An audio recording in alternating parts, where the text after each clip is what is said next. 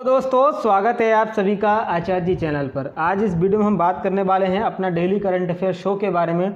दोस्तों 14 मई को हमारी क्लास नहीं हो पाई थी कुछ कारणों से, तो आज 14 और 15 मई दोनों का ही आज हम करंट अफेयर का डिस्कशन करने वाले हैं।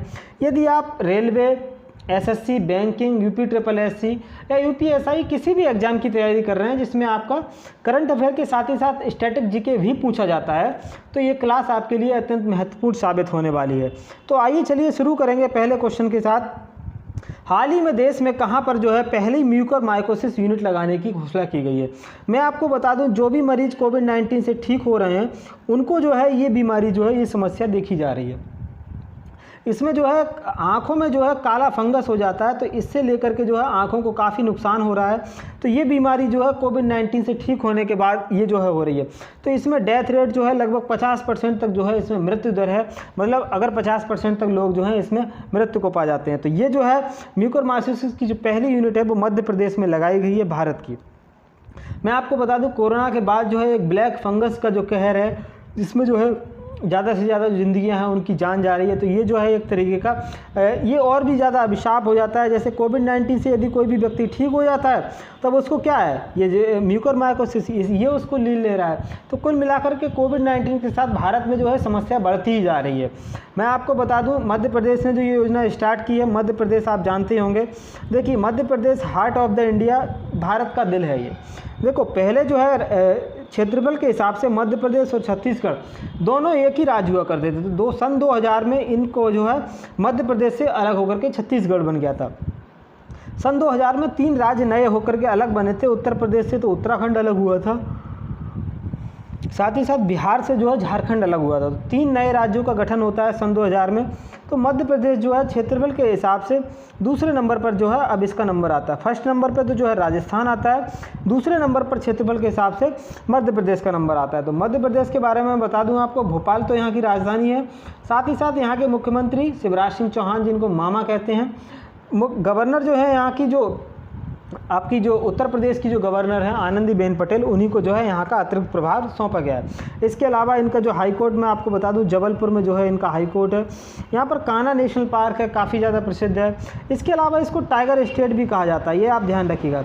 टाइगर स्टेट क्यों कहा जाता है, क्योंकि इसमें जो है भारत में सबसे ज़्यादा जो टाइगर हैं वो मध्य प्रदेश में ही पाए जाते हैं। तो 29 जुलाई को जो है अपने भारत में जो है टाइगर डे मनाया जाता है। तो इसको लेकर के जो है टाइगर स्टेट भी हम मध्य प्रदेश को ही कहते हैं। मध्य प्रदेश में मैं आपको कुछ और चीज़ें दिखाना चाहूँ तो ये है, आपको दिखाई दे रहा होगा सांची का स्तूप। तो सांची का स्तूप जो है ये विश्व विरासत स्थल में शामिल है और सांची का स्तूप को सम्राट अशोक के द्वारा बनवाया गया था। मध्य प्रदेश में है, आप इसको ध्यान रखिएगा। तो ये विश्व विरासत स्थल है। क्वेश्चन में पूछा जाता है कि सांची का स्तूप जो है वो कहाँ पर स्थित है, तो ध्यान रखिएगा मध्य प्रदेश में स्थित है। इसके अलावा ये जो मैं आपको दिखा रहा हूँ ये है खजुराहो मंदिर। खजुराहो ग्रुप ऑफ मॉन्यूमेंट्स, ये आप देख सकते हैं, ये जो है चंदेल शासकों के द्वारा जो है ये बनवाया गया था। खजुराहो ग्रुप मंदिर जो है, तो ये जो है ये भी मध्य प्रदेश में स्थित है, ध्यान रखिएगा। विश्व विरासत स्थल का ये भी पार्ट है। इसके बाद बात करेंगे, हाल ही में मे फ्लावर 400 चर्चा में रहा है। ये क्या है, ये आपको मुझे बताना है। तो देखो मे फ्लावर 400 जो है ये एक तरीके का मानव रहित पोत है।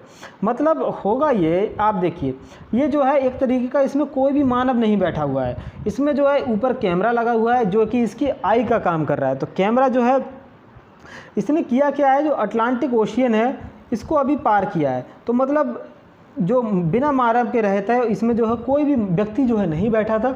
तो सिर्फ और सिर्फ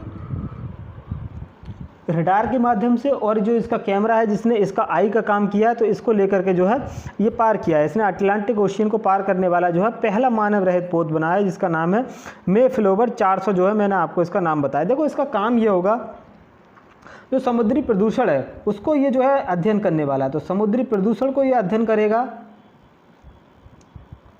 ये जो हमारा है। इसके अलावा जो पानी में प्लास्टिक है इसका भी अध्ययन करेगा, और जल में रहने वाले जो स्तनधारी हैं उनके बारे में भी अध्ययन करके हमें बताने वाला है। तो ये आप ध्यान रखिएगा, मे फ्लावर 400 क्या है, ये एक मानव रहित पोत है, नौसेना का पोत है।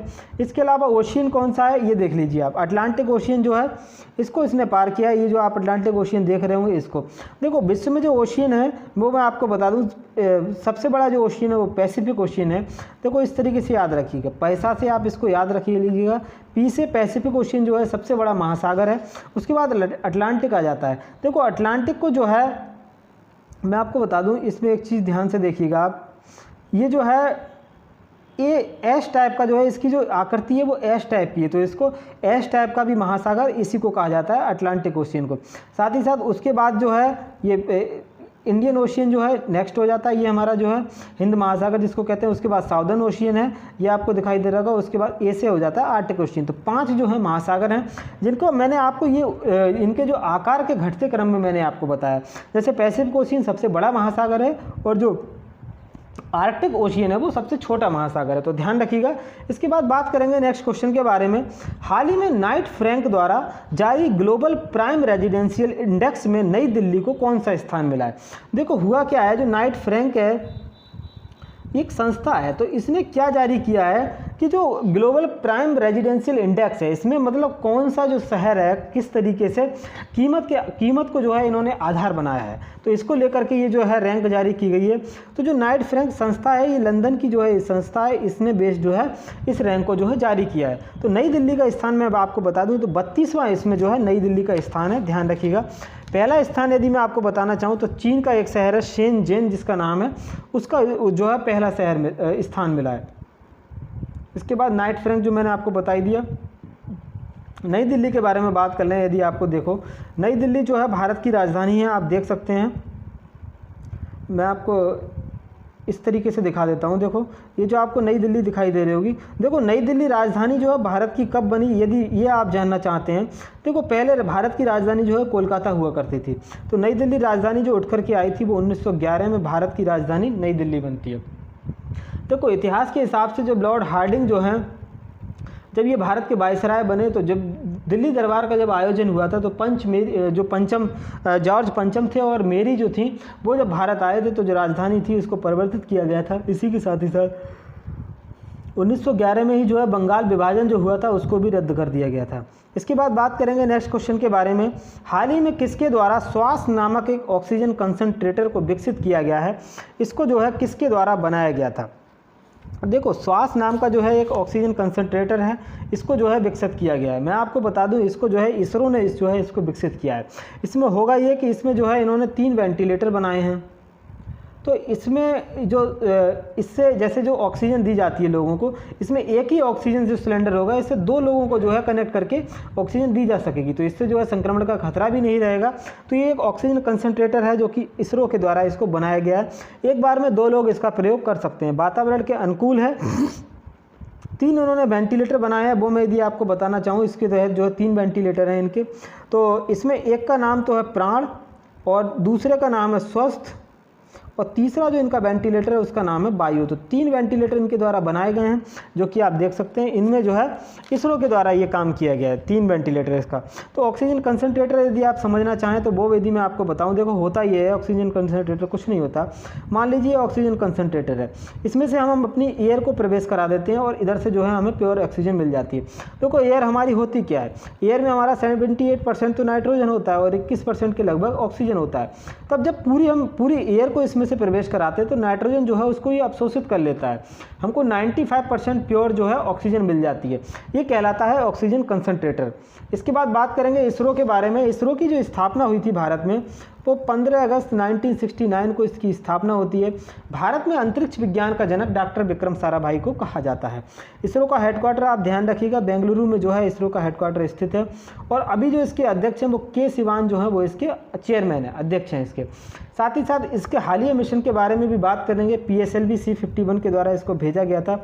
ये जो आप मिशन देख रहे हैं इसका सैटेलाइट का मैं आपको नाम बताऊं, इसके द्वारा भेजा गया था अमेजोनिया 1 सैटेलाइट। देखो ये इसका काम ये था कि ब्राज़ील का जो अमेजन वर्षा वन है उस पर जो है निगरानी रखना इस PSLV C-51 का कार्य था। तो ब्राज़ील का वर्षा वन जो है आपको मैं बता दूं विश्व का सर्वाधिक जैव विविधता वाला स्थल है, मतलब सबसे ज़्यादा जो जैव विविधता है वो यहीं पर है, मतलब लंग्स ऑफ द अर्थ जो है अमेजन वर्षा वन को ही कहा जाता है।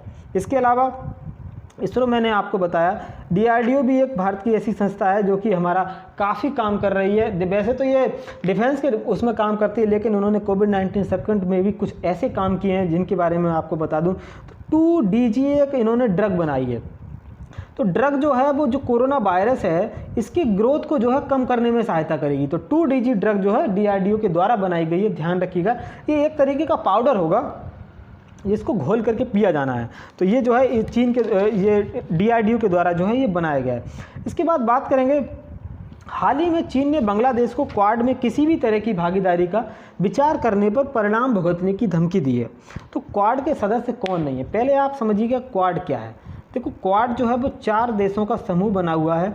तो इसमें है ये कि 4 देश मैं आपको दिखा देता हूँ। ये जो 4 देश हैं वो क्वाड के सदस्य हैं। देखो इसमें आपको भारत दिखाई दे रहा होगा, भारत के साथ ही साथ ये USA हो जाता है, और ये जो है हमारा ऑस्ट्रेलिया है, और इधर ये जो है जापान हो जाता है। तो 4 देश जो हैं इसमें मिले हैं, तो इससे जो है ये क्वाड हमारा समूह बना है। तो क्वाड का ये एक तरीके का चीन विरोधी, मतलब चीन इसको अपना विरोधी मानता है। एक तरीके से ये चीन को घेरने के लिए भी बनाया गया, ये बात सही भी है, क्योंकि मतलब जो चीन ने जिस तरीके से कोरोना वायरस का प्रसार जो पूरे विश्व को दिया है, जो दंश दिया है इन्होंने, इसको झेलने के लिए पूरा विश्व को एक साथ होकर के आना चाहिए, और चाइना को जो है इसका परिणाम भुगताना चाहिए, क्योंकि इसने जो है पूरे विश्व को ही कोविड-19 का दिया है। तो क्वाड जो समूह है 4 देशों का समूह है। इसके अलावा जो इसका सही आंसर होगा, क्वाड के जो सदस्य नहीं है, रूस इसका सदस्य नहीं है, ये बात सही है। देखो हुआ यह था कि बांग्लादेश की जो प्रधानमंत्री हैं शेख हसीना, तो इनका ये कहना था कि जो क्वाड का जो समूह है, जो इसमें जो है इन्होंने काफ़ी इंटरेस्ट जताया कि क्वाड के समूह में जो है हमको शामिल, बांग्लादेश शामिल इसमें होना चाहता है। तो इसको लेकर के चीन ने जो है इनको चेताया है कि चीन ने ये कहा कि आप जो है इसमें शामिल नहीं होइएगा, यदि आप होते हैं तो हम आपकी जो है ट्रेड वॉर में, जैसे अभी जो है पूरा जो चल रहा है ट्रेड वॉर का ज़माना है, इसमें जिसका व्यापार जितना अच्छा है वही देश आगे माना जा रहा है। तो इसको लेकर के चीन का ये कहना है कि यदि आप जो है इसमें क्वाड में समूह में शामिल होने की सोचते हैं तो आपको जो है इसके गंभीर परिणाम जो है भुगतने होंगे। लेकिन बांग्लादेश ने इसका और भी तगड़ा पलटवार किया है। बांग्लादेश का क्या कहना है इस पर कि बांग्लादेश जो है एक संप्रभु देश है, कि हम जो है एक संप्रभु देश है, मतलब हमारी इंटीग्रिटी है, हमारी सोवरेनिटी है। तो इसको लेकर के आप हमें नहीं बता सकते, हमारी जो विदेश नीति है उसको हम डिसाइड करेंगे। ये किसका कहना है, ये आपको दिखाई दे रहे होंगे, ये कौन है, शेख हसीना, बांग्लादेश की प्रधानमंत्री। इनका ये कहना है कि हम अपनी विदेश नीति खुद निर्धारित करेंगे, आप इसमें निर्धारित करने वाले कोई नहीं होते हैं। तो इसके अलावा मैं आपको बता दूं, ये जो क्वाड जो समूह है हमारा, क्वाड समूह ही एक मालाबार युद्धाभ्यास को आयोजित करता है। तो मालाबार युद्धाभ्यास जो क्वाड के सदस्य हैं, जैसे जापान, अमेरिका, इंडिया और ऑस्ट्रेलिया, तो चारों ही देश मिलकर के जो हैं इसमें एक मालाबार युद्धाभ्यास का आयोजन करते हैं, जो कि आप ध्यान रखिएगा। इसके अलावा नेक्स्ट क्वेश्चन मैं आपको बता दूं, हाल ही में किसे भारतीय रिजर्व बैंक RBI का कार्यकारी निदेशक नियुक्त किया गया। देखो मैं आपको बता दूं, इसका जो कार्यकारी निदेशक नियुक्त किया गया है, ये जो ई ऑप्शन जो है आपको जोश जे खट्टर, इनको RBI का कार्यकारी निदेशक नियुक्त किया गया है। देखो RBI के बारे में यदि मैं आपको बताऊं, ये आपको दिखाई दे रहे होंगे जोश जे खट्टर, इनको जो है निदेशक नियुक्त किया गया। देखो RBI के बारे में कुछ चीज़ें जान लीजिएगा।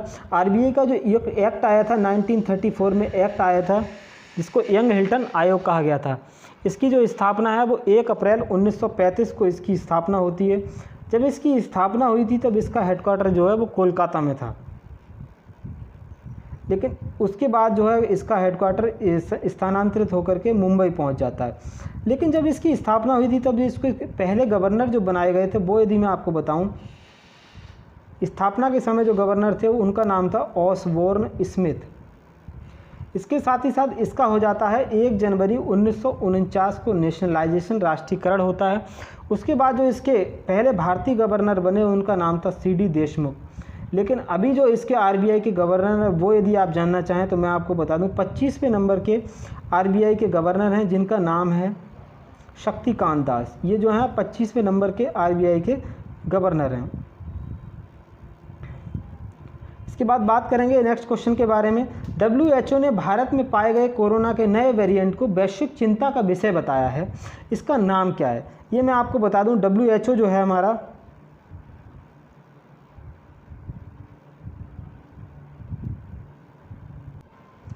तो इसमें एक नया कोरोना का वेरिएंट जो है वो पाया गया है, जो कि भारत में पाया गया है। इसका नाम है B.1.617। ये जो है काफ़ी खतरनाक वेरिएंट जो है WHO के द्वारा कहा गया है कि ये जो है भारत में नए तरीके के जो वेरिएंट पाए जा रहे हैं उसको लेकर के WHO ने जो है चेताया है। तो कोविड-19 का ये नया वेरिएंट है, भारत में जो है पहली बार ये भारत में मिला है, इसीलिए इसका जो नाम है भारत वेरिएंट जो है वो इसका नाम भी रखा गया है। तो इसका जो B.1.617 है, तो इसको लेकर के जो है WHO ने चिंता जाहिर की है। तो WHO ये जो है भारतीय वेरिएंट जो है इसको कहा गया है। तो WHO के जो अध्यक्ष हैं आप देख रहे होंगे, टेड्रोस एडोनहम जो हैं वो इसके अध्यक्ष हैं, ये आपको दिखाई दे रहे होंगे। WHO की जो स्थापना हुई थी वो यदि मैं आपको बताऊं 7 अप्रैल 1948 को इसकी स्थापना हुई। इसी दिन जो है विश्व स्वास्थ्य दिवस भी इसी दिन मनाया जाता है। साथ ही साथ इसका जो हेडक्वार्टर है वो मैं आपको बता दूं जिनेवा स्विट्ज़रलैंड में जो है इसका हेडक्वार्टर स्थित है। और इसके जो पहले CEO बनाए गए उनका नाम मैं आपको बताऊं तो फर्स्ट CEO जो इसको चुने गए उनका नाम था अनिल सोनी, ये WHO के पहले CEO बनाए गए हैं। इसके साथ ही भारत में जो वैक्सीन का काम चल रहा है वो मैं आपको बता दूं, 2 वैक्सीन जो है भारत में लगाई जा रही हैं, आपको दिखाई दे सकती है। एक है कोविशील्ड, दूसरी है कोवैक्सीन। कोविशील्ड जो है इसको सीरम इंस्टीट्यूट पुणे इसको बना रहा है। साथ ही साथ कोवैक्सीन पूरी तरीके से स्वदेशी वैक्सीन है, इसको भारत बायोटेक हैदराबाद मिलकर के बना रहा है। ये जो वैक्सीन आपको स्पुतनिक V दिखाई दे रही है, रूस की वैक्सीन है, इसको जो है भारत में अनुमति दी जा चुकी है। साथ ही साथ ये जो फाइजर वैक्सीन है ये कनाडा के द्वारा जो है इसको 12 से लेकर के जो 15 वर्ष तक के जो बच्चे हैं इनको लगाए जाने की अनुमति दी जा चुकी है। साथ ही बात करेंगे नेक्स्ट क्वेश्चन के बारे में। हाल ही में भारत और इंडोनेशिया के मध्य अरब सागर में कौन सा युद्धाभ्यास का जो है आयोजन किया गया? मैं आपको बता दूं इसमें जो है पासेक्स युद्धाभ्यास किया गया है भारतीय नौसेना के द्वारा, अरब सागर में जो है इसका आयोजन किया गया है। संप्रीति में आपको बता दूं भारत और बांग्लादेश के मध्य का युद्धाभ्यास है। खंजर भारत और किर्गिस्तान के मध्य होता है। और सूर्य किरण भारत और नेपाल के मध्य का युद्धाभ्यास है। ध्यान रखिएगा, भारत और इंडोनेशिया के मध्य जो है पासेक्स युद्धाभ्यास हुआ है।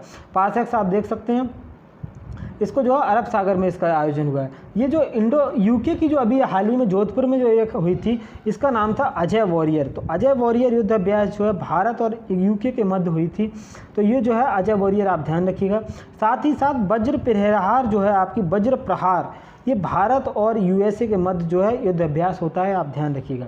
साथ ही बात करेंगे हाल ही में ICC द्वारा टेस्ट रैंकिंग जारी की गई, इसमें शीर्ष स्थान जो है वो किसको प्राप्त हुआ है? मैं आपको बता दूं जो ICC की टेस्ट रैंकिंग होती है इसमें जो शीर्ष स्थान है इस बार भारत को प्राप्त हुआ है। तो भारत इसमें नंबर 1 पे है, ICC के द्वारा ये आई है। तो इसमें जो शीर्ष पर जो रहता है ICC के द्वारा तो उसको ये टेस्ट गदा है ये प्रदान की जाती है। साथ ही साथ ये जो है ODI की जो प्लेयर ऑफ द जो फर्स्ट प्लेयर हैं वो बाबर आजम है इनका नाम। इसके अलावा ICC की मैं आपको बताऊं तो ICC की स्थापना 1909 में इसकी स्थापना हुई थी। दुबई में इसका जो है हेडक्वार्टर स्थित है। और इसके जो अध्यक्ष हैं वो ग्रेग बर्कले जो हैं वो इसके ICC के अध्यक्ष हैं। इसके अलावा नेक्स्ट क्वेश्चन है, हाल ही में किस राज्य की पुलिस ने कोविड-19 रोगियों के लिए मिशन हौसला नामक कैंपेन जो है वो शुरू किया है? ये जो कैंपेन है वो उत्तराखंड के द्वारा शुरू किया गया है। इसमें होगा ये कि जो कोविड-19 के जो रोगी हैं उनको जो है उनके घर पर ही जो है बेड की सुविधा उपलब्ध कराई जाएगी। बेड के साथ ही साथ उनको जो है ऑक्सीजन, जो राशन सामग्री वगैरह होती है वो उनको मिशन हौसला के कैंपेन के तहत जो है उत्तराखंड में ही दी जानी है। ये राज्य की जो पुलिस है उसने इसको शुरू किया है।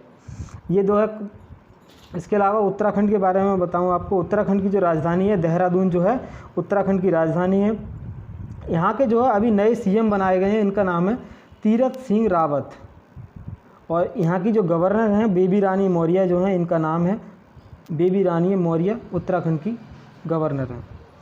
इसके अलावा नेक्स्ट क्वेश्चन है, बीते दिनों चर्चा में रही अल अक्सा मस्जिद किस देश से संबंधित है? देखो अल अक्सा जो मस्जिद है अभी फ़िलिस्तीन और जो इजराइल है इसके मध्य काफ़ी विवाद रहा है। तो इजराइल में जो है अल अक्सा मस्जिद स्थित है। देखो इजराइल का मैं आपको बताऊं, ये जो इजराइल है उस पहले जो है फ़िलिस्तीन जो है 1946 की अगर बात करें तो फ़िलिस्तीन ये जो है ग्रीन कलर का हुआ करता था, जो वाइट कलर आपको दिखाई दे रहा है ये इजराइल हुआ करता था। बाद में जो है 2021 तक का यदि हम देखें तो ये जो है वाइट कलर का ये इजराइल है और ग्रीन कलर का जो है ये फ़िलिस्तीन बचा हुआ है। तो इसमें जो है एक तो ये गाज़ा पट्टी है और इसके साथ ही साथ इधर जो है ये वाला जो हिस्सा है ये वेस्ट बैंक है, मतलब पश्चिमी घाट जो है। तो वेस्ट बैंक पर जो है अभी जो अल अक्सा मस्जिद है वो इजराइल में स्थित है। तो गाज़ा पट्टी जो एक हमास संगठन है इसके द्वारा यहाँ पर हमला किया गया है, जिसकी स्थापना 1987 में हुई थी। इसके बाद जो है ये मस्जिद है अल अक्सा मस्जिद, जिस पर जो है इनके द्वारा जो है प्रहार किया गया है। तो इसमें जो है काफ़ी लोगों की, लगभग 500 से ज़्यादा लोग हैं, इनकी जान गई है। तो इसके बाद जो है इजराइल ने भी इस पर जो है वापसी का अटैक किया। तो ये आप देख सकते हैं इस तरीके का जो अटैक है, इसको लेकर के जो है अमेरिका ने भी अपना इस पे जो है बयान जारी किया है। अमेरिका ने ये कहा है कि Israel has a right to defend itself, Israel को जो है अपनी आत्मरक्षा करने का जो है इनको अधिकार है, ये इजराइल का कहना है। ये अमेरिका के जो राष्ट्रपति हैं जो बाइडेन, आप देख सकते हैं, ये जो है अमेरिका के 46वें नंबर के राष्ट्रपति बने हैं। इसके साथ ही साथ ये इनकी जो पार्टी है डेमोक्रेटिक पार्टी की जो है ये राष्ट्रपति बने। और यहाँ की जो उपराष्ट्रपति हैं वो कमला हैरिस, जो कि 49 नंबर की उपराष्ट्रपति बनी थी। और ये जो बेंजामिन नेतान्याहू हैं वो इजराइल के प्रधानमंत्री हैं। इसके साथ ही साथ टर्की का भी एक बयान आया है। तुर्की का ये कहना है कि इस जो मुस्लिम राष्ट्र हैं उनको इजराइल के खिलाफ जो है एक होकर के इसके खिलाफ जो है सबक सिखाने का जो है समय आ गया। तो ये इजराइल जो है कि तुर्की के जो है एर्दोगन जो हैं वो ये तुर्की के हैं। तुर्की का ये कहना है कि रूस को जो है इसमें आगे आना चाहिए और इसमें जो है जो इजराइल में विवाद है इसको जो है समाप्त करवाना चाहिए। तो ये तुर्की का बयान है। इसके अलावा यूनाइटेड नेशन सिक्योरिटी काउंसिल जो है इसने भी इसमें आपातकालीन बैठक बुलाई है कि जो इजराइल का विवाद है इसको जो है सुलझाया जाए। इसके साथ ही साथ जो आज का हमारा टॉपिक ऑफ द डे है, इसमें भारतीय नागरिकों के जो मौलिक अधिकार हैं वो मैं आपको बता दूं। ये जो संविधान का भाग 3 है तो इसमें जो है भारत के नागरिकों के मौलिक अधिकार आते हैं। तो इनकी जो अवधारणा है वो संयुक्त राज्य अमेरिका USA के द्वारा ली गई थी। तो इसके अनुच्छेद 12 से लेकर के 35 तक आते हैं। तो इसमें 7 तरीके के पहले मौलिक अधिकार हुआ करते थे। पहला है समता का अधिकार, इसमें जो अनुच्छेद है वो 14 से लेकर के 18 तक आता है। इसके अलावा स्वतंत्रता का अधिकार जो है इसमें जो है 19 से लेकर के 22 तक अनुच्छेद जो है स्वतंत्रता का अधिकार आ जाता है। तीसरा है शोषण के विरुद्ध अधिकार, इसमें अनुच्छेद नंबर 23 और 24 आते हैं। और उसके बाद धार्मिक स्वतंत्रता का अधिकार जो है इसमें 25, 26, 27 और 28 4 अनुच्छेद जो हैं इसके अंदर आते हैं। इसके अलावा 5वां जो है संस्कृति और शिक्षा संबंधी अधिकार, इसमें अनुच्छेद 29 और 30 ये 2 अनुच्छेद आते हैं। इसके अलावा जो 6ठा है हमारा संवैधानिक उपचारों का अधिकार, इसमें अनुच्छेद नंबर 32 जो आर्टिकल 32 होता है भारतीय संविधान का, ये इसमें आता है। देखो जब भारतीय संविधान लागू हुआ था तब 7 तरीके के मौलिक अधिकार हुआ करते थे। जो संपत्ति का अधिकार था उसको जो है बाद में छीन लिया गया, इसको अनुच्छेद नंबर 31 में था, इसको जो है 300A में डाल दिया गया है। तो इसके अलावा ये जो है हमारा टेलीग्राम ग्रुप है, यदि आप PDF प्राप्त करना चाहते हैं तो इसको जो है ज्वाइन कर सकते हैं। तो थैंक यू दोस्तों, goodbye and have a nice day.